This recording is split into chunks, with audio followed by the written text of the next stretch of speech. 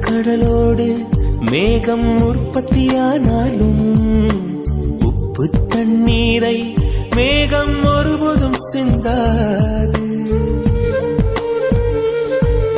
மலையில் விழுந்தாலும் சூரியன் மரித்து போவதில்லை.